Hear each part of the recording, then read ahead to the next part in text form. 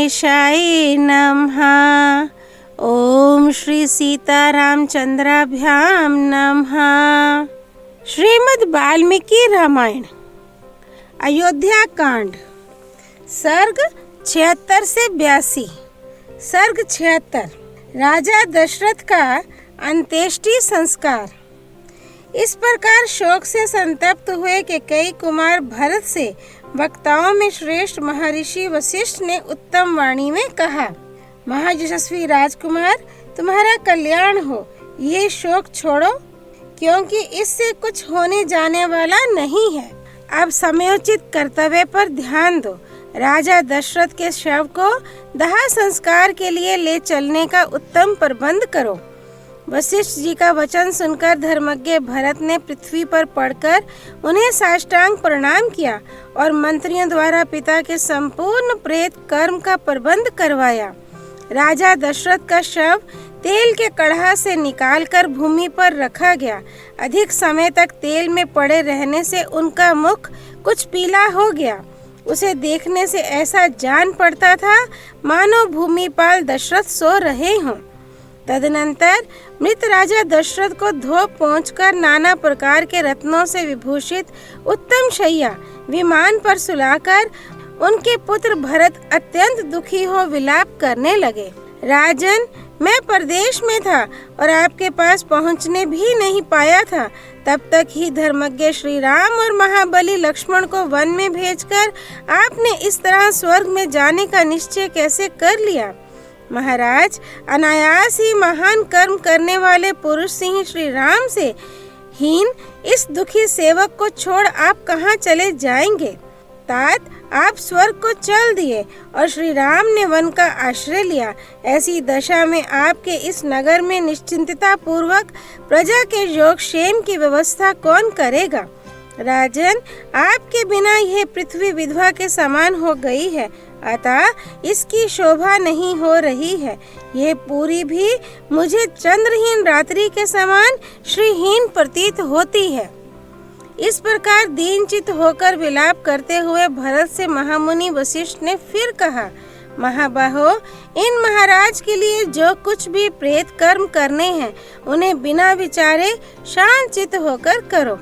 तब बहुत अच्छा कहकर भरत ने वशिष्ठ जी की आज्ञा शिरोधार्य की तथा ऋत्विक, पुरोहित और आचार्य सबको इस कार्य के लिए जल्दी करने को कहा।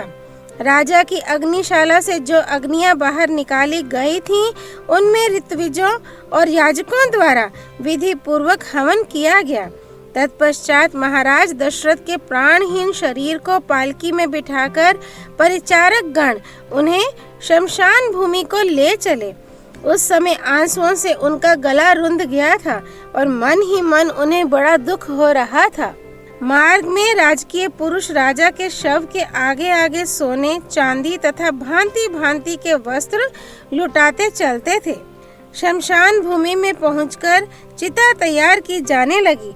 किसी ने चंदन लाकर रखा तो किसी ने अगर, कोई गुग्गुल तथा कोई सरल पद्मक और देवदारू की लकड़ियां लाकर चिता में डालने लगे।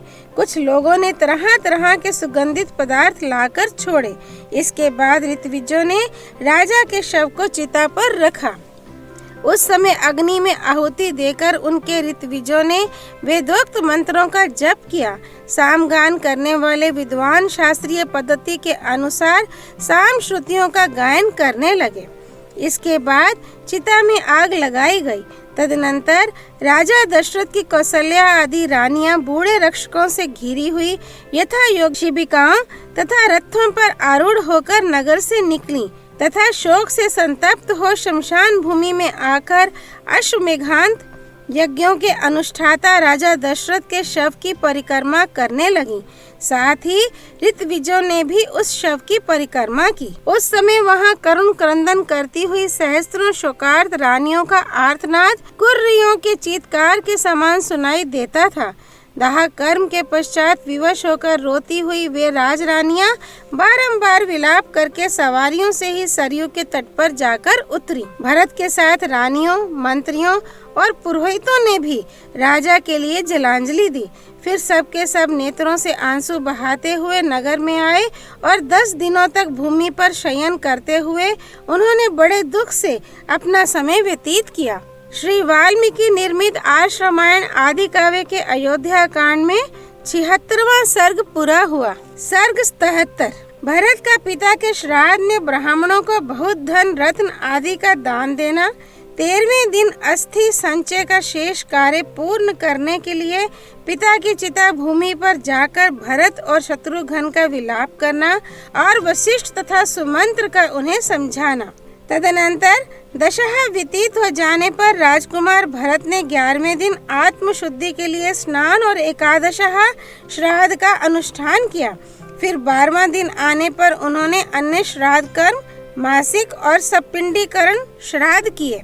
उसमें भरत ने ब्राह्मणों को धन, रत्न, प्रचुर अन्न, बहुमूल्य वस्त्र, नाना प्रकार के रत्न, बहुत से बकरे, चांदी और बहुतेरी गौवें दान की। राजपुत्र भरत ने राजा के पारलौकिक हित के लिए बहुत से दास, दासियां, सवारियां तथा बड़े बड़े घर भी ब्राह्मणों को दिए। तदनंतर 13वें दिन प्रातःकाल महाबाहु भरत शोक से मूर्छित होकर विलाप करने लगे। उस समय रोने से उनका गला भर आया था। वे पिता के चिता स्थान पर अस्थि संचय के लिए आए और अत्यंत दुखी होकर इस प्रकार कहने लगे, तात, आपने मुझे जिन ज्येष्ठ भ्राता श्री रघुनाथ जी के हाथ में सौंपा था, उनके वन में चले जाने पर आपने मुझे सूने में ही छोड़ दिया। इस समय मेरा कोई सहारा नहीं। तात, नरेश्वर, जिन अनाथ हुई देवी के एकमात्र आधार पुत्र को आपने वन में भेज दिया, उन माता कौशल्या को छोड़कर आप कहाँ चले गए? पिता की चिता का वह स्थान मंडल भस्म से भरा हुआ था। अत्यंत दाह के कारण कुछ लाल दिखाई देता था। वहाँ पिता की जली हुई हड्डियाँ बिखरी हुई थीं। पिता के शरीर के निर्वाण का वह स्थान देखकर भरत अत्यंत विलाप करते हुए शोक में डूब गए। उस स्थान को देखते ही वे दीन भाव से रोकर पृथ्वी पर गिर पड़े, जैसे इंद्र का यंत्रबद्ध ऊंचा ध्वज ऊपर को उठाए जाते समय खिसक कर गिर पड़ा हो। तब उनके सारे मंत्री उन पवित्र व्रत वाले भरत के पास आ पहुँचे, जैसे पुण्यों का अंत होने पर स्वर्ग से गिरे हुए राजा जजाति के पास अष्टक आदि राजऋषि आ गए थे। भरत को शोक में डूबा हुआ देख शत्रुघ्न भी अपने पिता महाराज दशरथ का बारंबार स्मरण करते हुए अचेत होकर पृथ्वी पर गिर पड़े। वे समय समय पर अनुभव में आए हुए पिता के लालन पालन संबंधी उन गुणों का स्मरण करके अत्यंत दुखी हो शुद्ध बुद्ध खोकर उन्मत्त के समान विलाप करने लगे। हाय, मंथरा से जिसका प्राकट्य हुआ है कि कई रूपी ग्रह से जो व्याप्त है तथा जो किसी प्रकार भी मिटाया नहीं जा सकता, उस वरदान में शोक रूपी उग्र समुद्र ने हम सब लोगों को अपने भीतर निमग्न कर दिया है। तात, आपने जिन सदा लाड प्यार किया है तथा जो सुकुमार और बालक हैं, उन रोते बिलखते हुए भरत को छोड़कर आप कहाँ चले गए? भोजन, पान, वस्त्र और आभूषण, इन सब को अधिक संख्या में एकत्र करके आप हम सब लोगों से अपनी रुचि की वस्तुएं ग्रहण करने को कहते थे। अब कौन हमारे लिए ऐसी व्यवस्था करेगा? आप जैसे धर्मज्ञ महात्मा राजा से रहित होने पर पृथ्वी को फट जाना चाहिए। इस फटने के अवसर पर भी जो यह फट नहीं रही है, यह आश्चर्य की बात है। पिता स्वर्गवासी हो गए और श्री राम वन में चले गए। अब मुझ में जीवित रहने की क्या शक्ति है? अब तो मैं अग्नि में ही प्रवेश करूंगा। बड़े भाई और पिता से हीन होकर इक्ष्वाकु वंशी नरेशों द्वारा पालित इस सुनी अयोध्या में मैं प्रवेश नहीं करूंगा, तपोवन को ही चला जाऊंगा। उन दोनों का विलाप सुनकर और उस संकट को देखकर समस्त अनुचर वर्ग के लोग पुनः अत्यंत शोक से व्याकुल हो उठे। उस समय भरत और शत्रुघ्न दोनों भाई विषादग्रस्त और थकित होकर टूटे सींगों वाले 2 बैलों के समान पृथ्वी पर लौट रहे थे। तदनंतर देवी प्रकृति से युक्त और सर्वज्ञ वशिष्ठ जी, जो इन श्री राम आदि के पिता के पुरोहित थे, भरत को उठाकर उनसे इस प्रकार बोले, प्रभो, तुम्हारे पिता के दाह संस्कार हुए यह 13वां दिन है। अब अस्थि संचय का जो शेष कार्य है उसके करने में तुम यहाँ विलंब क्यों लगा रहे हो? भूख प्यास, शोक मोह तथा जरा मृत्यु, ये 3 द्वंद्व सभी प्राणियों में समान रूप से उपलब्ध होते हैं। इन्हें रोकना सर्वथा असंभव है। ऐसी स्थिति में तुम्हें इस तरह शोकाकुल नहीं होना चाहिए। तत्वज्ञ सुमंत ने भी शत्रुघ्न को उठाकर उनके चित्त को शांत किया तथा समस्त प्राणियों के जन्म और मरण की अनिवार्यता का उपदेश सुनाया। उस समय उठे हुए वे दोनों यशस्वी नरश्रेष्ठ वर्षा और धूप से मलिन हुए 2 अलग अलग इंद्र ध्वजों के समान प्रकाशित हो रहे थे। वे आंसू पोंछते हुए दीनता पूर्ण वाणी में बोलते थे। उन दोनों की आंखें लाल हो गई थीं तथा मंत्री लोग उन दोनों राजकुमारों को दूसरी दूसरी क्रियाएं शीघ्र करने के लिए प्रेरित कर रहे थे। श्री वाल्मीकि निर्मित आर्ष रामायण आदि काव्य के अयोध्या कांड में 77वां सर्ग पूरा हुआ। सर्ग 78। शत्रुघ्न का रोष, उनका कुब्जा को घसीटना और भरत जी के कहने से उसे मूर्छित अवस्था में छोड़ देना। 13वें दिन का कार्य पूर्ण करके श्री रामचंद्र जी के पास जाने का विचार करते हुए शोक संतप्त भरत से लक्ष्मण के छोटे भाई शत्रुघ्न ने इस प्रकार कहा, भैया, जो दुख के समय अपने तथा आत्मीय जनों के लिए तो बात ही क्या है, समस्त प्राणियों को भी सहारा देने वाले हैं। वे सत्वगुण संपन्न श्री राम एक स्त्री के द्वारा वन में भेज दिए गए, ये कितने खेद की बात है। तथा वे जो बल और पराक्रम से संपन्न लक्ष्मण नामधारी शूरवीर हैं, उन्होंने भी कुछ नहीं किया। मैं पूछता हूँ कि उन्होंने पिता को कैद करके भी श्री राम को इस संकट से क्यों नहीं छुड़ाया। जब राजा एक नारी के वश में होकर बुरे मार्ग पर आरूढ़ हो चुके थे, तब न्याय और अन्याय का विचार करके उन्हें पहले ही कैद कर लेना चाहिए था। लक्ष्मण के छोटे भाई शत्रुघ्न जब इस प्रकार रोष में भरकर बोल रहे थे, उसी समय कुब्जा समस्त आभूषणों से विभूषित हो उस राजभवन के पूर्व द्वार पर आकर खड़ी हो गई। उसके अंगों में उत्तमोत्तम चंदन का लेप लगा हुआ था तथा वह राजरानियों के पहनने योग्य विविध वस्त्र धारण करके भांति भांति के आभूषणों से सज धज कर वहाँ आई थी। करधनी की विचित्र लड़ियों तथा अन्य बहुत संख्यक सुंदर अलंकारों से अलंकृत हो वह बहुत सी रस्सियों में बंधी हुई वानरी के समान जान पड़ती थी। वही सारी बुराइयों की जड़ थी, वही श्री राम के वनवास रूपी पाप का मूल कारण थी। उस पर दृष्टि पड़ते ही द्वारपाल ने उसे पकड़ लिया और बड़ी निर्दयता के साथ घसीट लाकर शत्रुघ्न के हाथ में देते हुए कहा, राजकुमार, जिसके कारण श्री राम को वन में निवास करना पड़ा है और आप लोगों के पिता ने शरीर का परित्याग किया है, वह क्रूर कर्म करने वाली पापिनी यही है। आप इसके साथ जैसा बर्ताव उचित समझें करें। द्वारपाल की बात पर विचार करके शत्रुघ्न का दुख और बढ़ गया। उन्होंने अपने कर्तव्य का निश्चय किया और अंतःपुर में रहने वाले सब लोगों को सुनाकर इस प्रकार कहा, इस पापिनी ने मेरे भाइयों तथा पिता को जैसा दुस्सह दुख पहुंचाया है, अपने उस क्रूर कर्म का वैसा ही फल यह भी भोगे। ऐसा कहकर शत्रुघ्न ने सखियों से घिरी हुई कुब्जा को तुरंत ही बलपूर्वक पकड़ लिया। वह डर के मारे ऐसा चीखने चिल्लाने लगी कि वह सारा महल गूंज उठा। फिर तो उसकी सारी सखियां अत्यंत संतप्त हो उठी और शत्रुघ्न को कुपित जानकर सब ओर भाग चलीं। उसकी संपूर्ण सखियों ने एक जगह एकत्र होकर आपस में सलाह की कि जिस प्रकार इन्होंने बलपूर्वक कुब्जा को पकड़ा है, उससे जान पड़ता है ये हम लोगों में से किसी को जीवित नहीं छोड़ेंगे। अतः हम लोग परम दयालु, उदार, धर्मज्ञ और यशस्विनी महारानी कौशल्या की शरण में चलें। इस समय वे ही हमारी निश्चल गति हैं। शत्रुओं का दमन करने वाले शत्रुघ्न रोष में भरकर कुब्जा को जमीन पर घसीटने लगे। उस समय वह जोर जोर से चीत्कार कर रही थी। जब मंथरा घसीटी जा रही थी उस समय उसके नाना प्रकार के विचित्र आभूषण टूट टूट कर पृथ्वी पर इधर उधर बिखरे जाते थे। आभूषणों के उन टुकड़ों से वह शोभाशाली विशाल राजभवन नक्षत्र मालाओं से अलंकृत शरद काल के आकाश की भांति अधिक सुशोभित हो रहा था।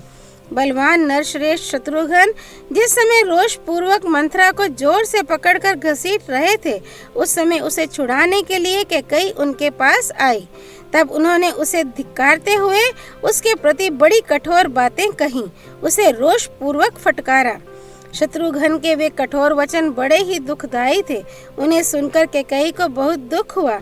वह शत्रुघ्न के भय से थर्रा उठी और अपने पुत्र के शरण में आई। शत्रुघ्न को क्रोध में भरा हुआ देख भरत ने उनसे कहा, सुमित्रा कुमार, क्षमा करो। स्त्रियां सभी प्राणियों के लिए अवध्य होती हैं। यदि मुझे यह भय ना होता कि धर्मात्मा श्री राम मातृघाती समझकर मुझसे घृणा करने लगेंगे, तो मैं भी इस दुष्ट आचरण करने वाली पापिनी कैकेयी को मार डालता। धर्मात्मा श्री रघुनाथ जी तो इस कुब्जा के भी मारे जाने का समाचार यदि जान लें तो वे निश्चय ही तुमसे और मुझसे बोलना भी छोड़ देंगे। भरत जी की यह बात सुनकर लक्ष्मण के छोटे भाई शत्रुघ्न मंथरा के वध रूपी दोष से निवृत्त हो गए और उसे मूर्छित अवस्था में ही छोड़ दिया। मंथरा कैकेयी के चरणों में गिर पड़ी और लंबी सांस खींचती हुई अत्यंत दुख से आर्त हो करुण विलाप करने लगी।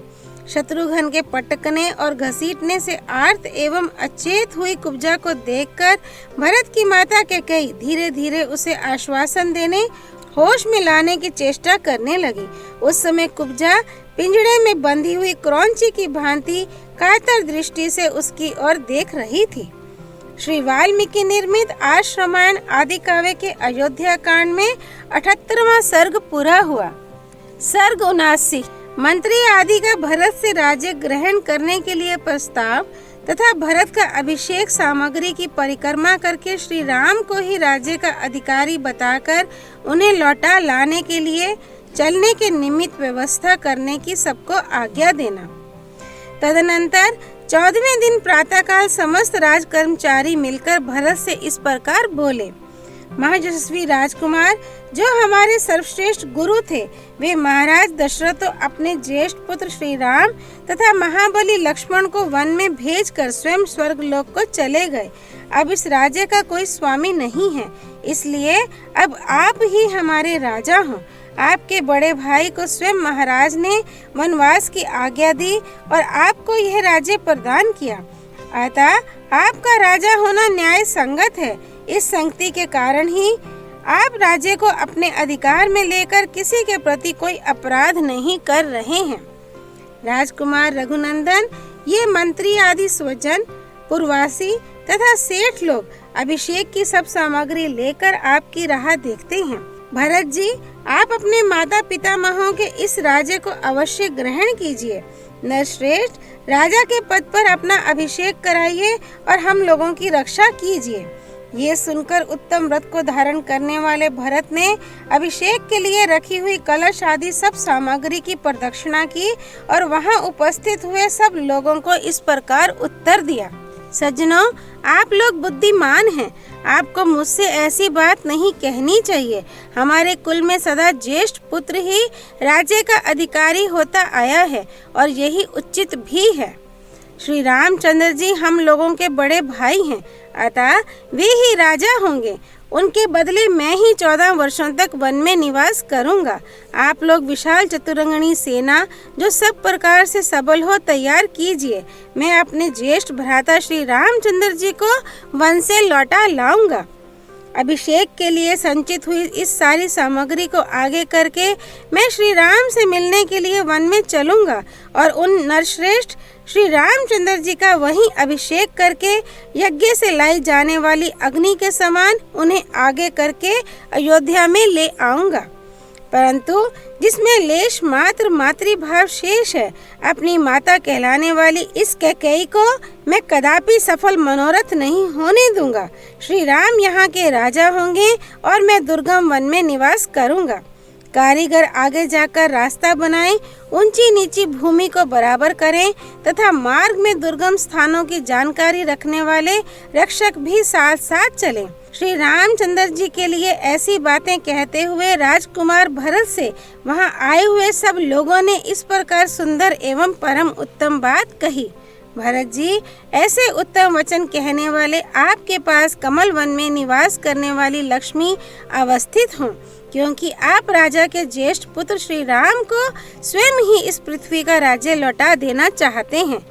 उन लोगों का कहा हुआ वह परम उत्तम आशीर्वचन जब कान में पड़ा, तब उसे सुनकर राजकुमार भरत को बड़ी प्रसन्नता हुई। उन सब की ओर देखकर भरत के मुखमंडल में सुशोभित होने वाले नेत्रों से हर्ष जनित आंसुओं की बूंदें गिरने लगीं। भरत के मुख से श्री राम को ले आने की बात सुनकर उस सभा के सभी सदस्यों और मंत्रियों सहित समस्त राज कर्मचारी हर्ष से खिल उठे। उनका सारा शोक दूर हो गया और वे भरत से बोले, नरश्रेष्ठ, आपकी आज्ञा के अनुसार राज परिवार के प्रति भक्ति भाव रखने वाले कारीगरों और रक्षकों को मार्ग ठीक करने के लिए भेज दिया गया है। श्री वाल्मीकि निर्मित आश्रमायण आदि काव्य के अयोध्या कांड में 79वां सर्ग पूरा हुआ। सर्ग 80। अयोध्या से गंगा तट तक सुरम्य शिविर और कूप आदि से युक्त सुखद राजमार्ग का निर्माण। तत्पश्चात ऊंची नीची एवं सजल निर्जल भूमि का ज्ञान रखने वाले सूत्र कर्म, छावनी आदि बनाने के लिए सूत धारण करने में कुशल, मार्ग की रक्षा आदि अपने कर्म में सदा सावधान रहने वाले शूरवीर, भूमि खोदने या सुरंग आदि बनाने वाले, नदी आदि पार कराने के लिए तुरंत साधन उपस्थित करने वाले अथवा जल के प्रवाह को रोकने वाले वेतनभोगी कारीगर, थवई, रथ और यंत्र आदि बनाने वाले पुरुष, बढ़ई, मार्ग रक्षक, पेड़ काटने वाले, रसोइये, चूने से पोतने आदि का काम करने वाले, बांस की चटाई और सूप आदि बनाने वाले, चमड़े का चार जामा आदि बनाने वाले तथा रास्ते की विशेष जानकारी रखने वाले सामर्थ्यशाली पुरुषों ने पहले प्रस्थान किया। उस समय मार्ग ठीक करने के लिए एक विशाल जन समुदाय बड़े हर्ष के साथ वन प्रदेश की ओर अग्रसर हुआ, जो पूर्णिमा के दिन उमड़े हुए समुद्र के समान वेग की भांति शोभा पा रहा था। वे मार्ग निर्माण में निपुण कारीगर अपना अपना दल साथ लेकर अनेक प्रकार के औजारों के साथ आगे चल दिए। वे लोग लताएं, बेलें, झाड़ियां, ठूंठे वृक्ष तथा पत्थरों को हटाते और नाना प्रकार के वृक्षों को काटते हुए मार्ग तैयार करने लगे। जिन स्थानों में वृक्ष नहीं थे, वहां कुछ लोगों ने वृक्ष भी लगाए। कुछ कारीगरों ने कुल्हाड़ों, टंकों, पत्थर तोड़ने के औजारों तथा हंसियों से कहीं कहीं वृक्षों और घासों को काट काट कर रास्ता साफ किया। अन्य प्रबल मनुष्यों ने जिनकी जड़ें नीचे तक जमी हुई थीं, उन कुश, कास आदि के झुरमुट्टों को हाथों से ही उखाड़ फेंका। वे जहाँ तहाँ ऊंचे नीचे दुर्गम स्थानों को खोद खोद कर बराबर कर देते थे। दूसरे लोग कुओं और लंबे चौड़े गड्ढों को धूलों से ही पाट देते थे। जो स्थान नीचे होते, वहाँ सब ओर से मिट्टी डालकर वे उन्हें शीघ्र ही बराबर कर देते थे। उन्होंने जहाँ पुल बांधने के योग्य पानी देखा, वहाँ पुल बांध दिए। जहाँ कंकरीली जमीन दिखाई दी, वहाँ उसे ठोक पीट कर मुलायम कर दिया और जहाँ पानी बहने के लिए मार्ग बनाना आवश्यक समझा, वहाँ बांध काट दिया। इस प्रकार विभिन्न देशों में वहाँ की आवश्यकता के अनुसार कार्य किया। छोटे छोटे सोतों को, जिनका पानी सब ओर बह जाया करता था, चारों ओर से बांधकर शीघ्र ही अधिक जल वाला बना दिया। इस तरह थोड़े ही समय में उन्होंने भिन्न भिन्न आकार प्रकार के बहुत से सरोवर तैयार कर दिए, जो अगाध जल से भरे होने के कारण समुद्र के समान जान पड़ते थे। निर्जल स्थानों में नाना प्रकार के अच्छे अच्छे कुएं और बावड़ी आदि बनवा दिए, जो आसपास बनी हुई वेदिकाओं से अलंकृत थे। इस प्रकार सेना का वह मार्ग देवताओं के मार्ग की भांति अधिक शोभा पाने लगा। उसकी भूमि पर चूना सुर्खी और कंक्रीट बिछाकर उसे कूट पीट कर पक्का कर दिया गया था। उसके किनारे किनारे फूलों से सुशोभित वृक्ष लगाए गए थे। वहाँ के वृक्षों पर मतवाले पक्षी चहक रहे थे। सारे मार्ग को पताकाओं से सजा दिया गया था। उस पर चंदन मिश्रित जल का छिड़काव किया गया था तथा अनेक प्रकार के फूलों से वह सड़क सजाई गई थी। मार्ग बन जाने पर जहाँ तहाँ छावनी आदि बनाने के लिए जिन्हें अधिकार दिया गया था, कार्य में दत्तचित रहने वाले उन लोगों ने भरत की आज्ञा के अनुसार सेवकों को काम करने का आदेश देकर जहाँ स्वादिष्ट फलों की अधिकता थी, उन सुंदर प्रदेशों में छावनियां बनवाई और जो भरत को अभीष्ट था, मार्ग के भूषण रूप उस शिविर को नाना प्रकार के अलंकारों से और भी सजा दिया। वास्तु कर्म के ज्ञाता विद्वानों ने उत्तम नक्षत्रों और मुहूर्तों में महात्मा भरत के ठहरने के लिए जो जो स्थान बने थे उनकी प्रतिष्ठा करवाई। मार्ग में बने हुए वे निवेश विश्राम स्थान इंद्रपुरी के समान शोभा पाते थे। उनके चारों ओर खाइयां खोदी गई थीं। धूल मिट्टी के ऊंचे ढेर लगाए गए थे। खेमों के भीतर इंद्रनील मणि की बनी हुई प्रतिमाएं सजाई गई थीं। गलियों और सड़कों से उनकी विशेष शोभा होती थी। राजकीय ग्रहों और देव स्थानों से युक्त वे शिविर चूने पुते हुए प्राकारों चार दीवारियों से घिरे थे। सभी विश्राम स्थान पताकाओं से सुशोभित थे। सर्वत्र बड़ी बड़ी सड़कों का सुंदर ढंग से निर्माण किया गया था। विटंकों, कबूतरों के रहने के स्थानों, कावकों और ऊंचे ऊंचे श्रेष्ठ विमानों के कारण उन सभी शिविरों की बड़ी शोभा हो रही थी। नाना प्रकार के वृक्षों और वनों से सुशोभित, शीतल निर्मल जल से भरी हुई और बड़े बड़े मत्स्यों से व्याप्त गंगा के किनारे तक बना हुआ वह रमणीय राजमार्ग उस समय बड़ी शोभा पा रहा था। अच्छे कारीगरों ने उसका निर्माण किया था। रात्रि के समय वह चंद्रमा और तारागणों से मंडित निर्मल आकाश के समान सुशोभित होता था। श्री वाल्मीकि निर्मित आर्ष रामायण आदि काव्य के अयोध्या कांड में 80वां सर्ग पूरा हुआ। सर्ग 81। प्रातः काल के मंगल वाद्य घोष को सुनकर भरत का दुखी होना और उसे बंद कराकर विलाप करना, वशिष्ठ जी का सभा में आकर मंत्री आदि को बुलाने के लिए दूत भेजना। इधर अयोध्या में उस अभ्युदय सूचक रात्रि का थोड़ा सा ही भाग अवशिष्ट देख स्तुति कला के विशेषज्ञ सूत और मागधों ने मंगलमय स्तुतियों द्वारा भरत का स्तवन आरंभ किया। प्रहर की समाप्ति को सूचित करने वाली दुंदुभी सोने के डंडे से आहत होकर बज उठी। बाजे बजाने वालों ने शंख तथा दूसरे दूसरे नाना प्रकार के सैकड़ों बाजे बजाए। वाद्यों का वह महान तुमुल घोष समस्त आकाश को व्याप्त करता हुआ सा गूंज उठा और शोक संतप्त भरत को पुनः शोकाग्नि की आंच से रांधने लगा। वाद्यों की उस ध्वनि से भरत की नींद खुल गई। वे जाग उठे और मैं राजा नहीं हूँ ऐसा कहकर उन्होंने उन बाजों का बजना बंद करा दिया। तत्पश्चात वे शत्रुघ्न से बोले, शत्रुघ्न देखो तो सही कि कई ने जगत का कितना महान अपकार किया है। महाराज दशरथ मुझ पर बहुत से दुखों का बोझ डालकर स्वर्ग लोक को चले गए। आज उन धर्मराज महामना नरेश की यह धर्ममूला राजलक्ष्मी जल में पड़ी हुई बिना नाविक की नौका के समान इधर उधर डगमगा रही है। जो हम लोगों के सबसे बड़े स्वामी और संरक्षक हैं, उन श्री रघुनाथ जी को भी स्वयं मेरी इस माता ने धर्म को तिलांजलि देकर वन में भेज दिया। उस समय भरत को इस प्रकार अचेत होकर विलाप करते देख रनिवास की सारी स्त्रियां दीन भाव से फूट फूट कर रोने लगी। जब भरत इस प्रकार विलाप कर रहे थे, उसी समय राजधर्म के ज्ञाता महायशस्वी महर्षि वशिष्ठ ने इक्ष्वाकुनाथ राजा दशरथ के सभा भवन में प्रवेश किया। वह सभा भवन अधिकांश सुवर्ण का बना हुआ था। उसमें सोने के खंभे लगे थे। वह रमणीय सभा देवताओं की सुधर्मा सभा के समान शोभा पाती थी। संपूर्ण वेदों के ज्ञाता धर्मात्मा वशिष्ठ ने अपने शिष्यगण के साथ उस सभा में पदार्पण किया और सुवर्णमय पीठ पर जो स्वस्तिकाकार बिछोने से ढका हुआ था वे विराजमान हुए। आसन ग्रहण करने के पश्चात उन्होंने दूतों को आज्ञा दी, तुम लोग शांत भाव से जाकर ब्राह्मणों, क्षत्रियों, योद्धाओं, अमात्यों और सेनापतियों को शीघ्र बुला लाओ। अन्य राजकुमारों के साथ यशस्वी भरत और शत्रुघ्न को, मंत्री युधाजित और सुमंत्र को तथा और भी जो हितैषी पुरुष वहाँ हों उन सबको शीघ्र बुलाओ, हमें उनसे बहुत ही आवश्यक कार्य है। तदनंतर घोड़े, हाथी और रथों से आने वाले लोगों का महान कोलाहल आरंभ हुआ। तत्पश्चात जैसे देवता इंद्र का अभिनंदन करते हैं, उसी प्रकार समस्त प्रकृतियों, मंत्री, प्रजा आदि ने आते हुए भरत का राजा दशरथ की ही भांति अभिनंदन किया।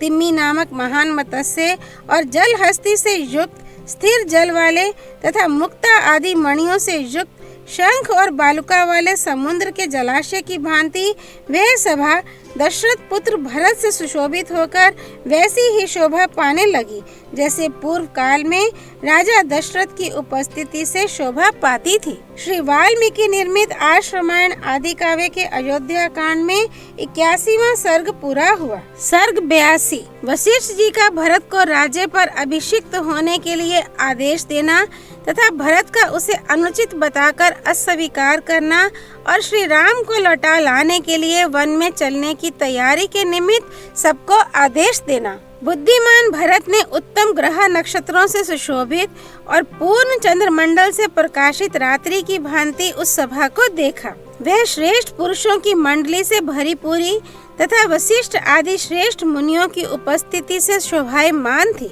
उस समय यथा योग्य आसनों पर बैठे हुए आर्य पुरुषों के वस्त्रों और अंगरागों की प्रभा से वह उत्तम सभा अधिक दीप्तिमती हो उठी थी। जैसे वर्षा काल व्यतीत होने पर शरद ऋतु की पूर्णिमा को पूर्ण चंद्रमंडल से अलंकृत रजनी बड़ी मनोहर दिखाई देती है, उसी प्रकार विद्वानों के समुदाय से भरी हुई वह सभा बड़ी सुंदर दिखाई देती थी। उस समय धर्म के ज्ञाता पुरोहित वशिष्ठ जी ने राजा की संपूर्ण प्रकृतियों को उपस्थित देख भरत से यह मधुर वचन कहा। तात, राजा दशरथ यह धन धान्य से परिपूर्ण समृद्धिशालिनी पृथ्वी तुम्हें देकर स्वयं धर्म का आचरण करते हुए स्वर्गवासी हुए हैं।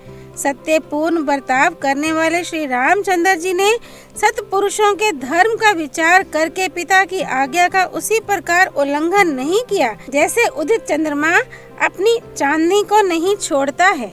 इस प्रकार पिता और ज्येष्ठ भ्राता दोनों ने ही तुम्हें ये अकंटक राज्य प्रदान किया है, अतः तुम मंत्रियों को प्रसन्न रखते हुए इसका पालन करो और शीघ्र ही अपना अभिषेक करा लो, जिससे उत्तर, पश्चिम, दक्षिण, पूर्व और अपरांत देश के निवासी राजा तथा समुद्र में जहाजों द्वारा व्यापार करने वाले व्यवसायी तुम्हें असंख्य रत्न प्रदान करें। यह बात सुनकर धर्मज्ञ भरत शोक में डूब गए और धर्म पालन की इच्छा से उन्होंने मन ही मन श्री राम की शरण ली।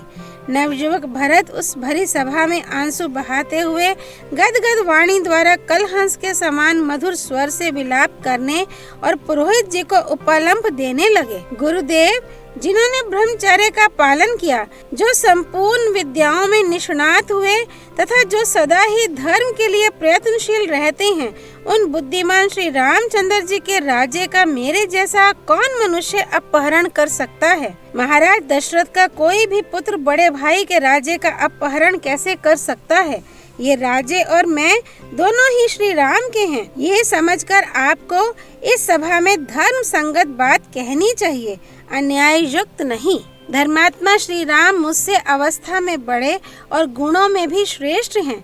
वे दिलीप और नहुष के समान तेजस्वी हैं, अतः महाराज दशरथ की भांति वे ही इस राज्य को पाने के अधिकारी हैं। पाप का आचरण तो नीच पुरुष करते हैं, वह मनुष्य को निश्चय ही नरक में डालने वाला है। यदि श्री रामचंद्र जी का राज्य लेकर मैं भी पापाचरण करूं, तो संसार में इक्ष्वाकु कुल का कलंक समझा जाऊंगा। मेरी माता ने जो पाप किया है उसे मैं कभी पसंद नहीं करता, इसलिए यहाँ रहकर भी मैं दुर्गम वन में निवास करने वाले श्री रामचंद्र जी को हाथ जोड़कर प्रणाम करता हूँ। मैं श्री राम का ही अनुसरण करूँगा। मनुष्य में श्रेष्ठ श्री रघुनाथ जी ही इस राज्य के राजा हैं। वे तीनों ही लोकों के राजा होने योग्य हैं। भरत का वह धर्म युक्त वचन सुनकर सभी सभासद श्री राम में चित्त लगाकर हर्ष के आंसू बहाने लगे। भरत ने फिर कहा, यदि मैं आर्य श्री राम को वन से न लौटा सकूंगा तो स्वयं भी नर श्रेष्ठ लक्ष्मण की भांति वहीं निवास करूंगा। मैं आप सभी सद्गुण युक्त बर्ताव करने वाले पूजनीय श्रेष्ठ सभासदों के समक्ष श्री रामचंद्र जी को बलपूर्वक लौटा लाने के लिए सारे उपायों से चेष्टा करूंगा। मैंने मार्ग शोधन में कुशल सभी अवैतनिक तथा वेतन भोगी कार्यकर्ताओं को पहले ही यहाँ से भेज दिया है, अतः मुझे श्री रामचंद्र जी के पास चलना ही अच्छा जान पड़ता है। सभासदों से ऐसा कहकर भ्रातृ वत्सल धर्मात्मा भरत पास बैठे हुए मंत्रवेता सुमंत्र से इस प्रकार बोले। सुमंत्र जी, आप जल्दी उठकर जाइए और मेरी आज्ञा से सबको वन में चलने का आदेश सूचित कर दीजिए और सेना को भी शीघ्र ही बुला भेजिए। महात्मा भरत के ऐसा कहने पर सुमंत्र ने बड़े हर्ष के साथ सबको उनके कथनानुसार वह प्रिय संदेश सुना दिया। श्री रामचंद्र जी को लौटा लाने के लिए भरत जाएंगे और उनके साथ जाने के लिए सेना को भी आदेश प्राप्त हुआ है। ये समाचार सुनकर वे सभी प्रजाजन तथा सेनापति गण बहुत प्रसन्न हुए। तदनंतर उस यात्रा का समाचार पाकर सैनिकों की सभी स्त्रियां घर घर में हर्ष से खिल उठी और अपने पतियों को जल्दी तैयार होने के लिए प्रेरित करने लगी। सेनापतियों ने घोड़ों, बैलगाड़ियों तथा मन के समान वेगशाली रथों सहित संपूर्ण सेना को स्त्रियों सहित यात्रा के लिए शीघ्र तैयार होने की आज्ञा दी। सेना को कूच के लिए उद्यत देख भरत ने गुरु के समीप ही बगल में खड़े हुए सुमंत्र से कहा, आप मेरे रथ को शीघ्र तैयार करके लाइए। भरत की उस आज्ञा को शिरोधार्य करके सुमंत्र बड़े हर्ष के साथ गए और उत्तम घोड़ों से जुता हुआ रथ लेकर लौट आए। तब सुदृढ़ एवं सत्य पराक्रम वाले सत्यपरायण प्रतापी भरत विशाल वन में गए हुए अपने बड़े भाई यशस्वी श्री राम को लौटा लाने के निमित्त राजी करने के लिए यात्रा के उद्देश्य से उस समय इस प्रकार बोले। सुमंत्र जी, आप शीघ्र उठकर सेनापतियों के पास जाइए और उनसे कहकर सेना को कल कूच करने के लिए तैयार होने का प्रबंध कीजिए, क्योंकि मैं सारे जगत का कल्याण करने के लिए उन वनवासी श्री राम को प्रसन्न करके यहाँ ले आना चाहता हूँ। भरत की यह उत्तम आज्ञा पाकर सूत पुत्र सुमंत्र ने अपना मनोरथ सफल हुआ समझा और उन्होंने प्रजा वर्ग के सभी प्रधान व्यक्तियों, सेनापतियों तथा सुहृदों को भरत का आदेश सुना दिया। तब प्रत्येक घर के लोग ब्राह्मण, क्षत्रिय, वैश्य और शूद्र उठ उठकर अच्छी जाति के घोड़े, हाथी, ऊंट, गधे तथा रथों को जोतने लगे।